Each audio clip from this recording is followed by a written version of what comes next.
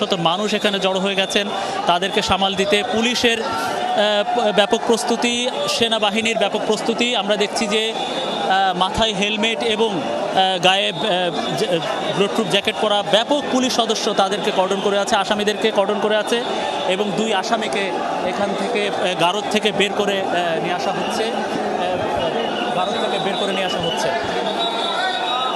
তীব্র ভিড় ঠেলে 2 আসামি এদিকে সেটি আটকে দেয়া হয়েছে। মনির, আপনি তো নিশ্চয়ই যে আইনজীবীরা আদালত প্রাঙ্গণের বাইরে অর্থাৎ আদালতের সিএমএম আদালতের প্রধান ফটকে আইনজীবীরা অবস্থান নিয়ে কাল যখন তাদেরকে গ্রেপ্তার করা হয় সদরঘাট থেকে, অর্থাৎ নৌকায় চড়ে তার বিষয় রয়েছে, সেই কারণেই কিন্তু তাদেরকে রিমান্ডের আবেদন করেছে পুলিশ সদস্যরা। এবং এই মামলাটি ইতিমধ্যে আমরা জেনেছি ডিবি পুলিশের কাছে হস্তান্তর।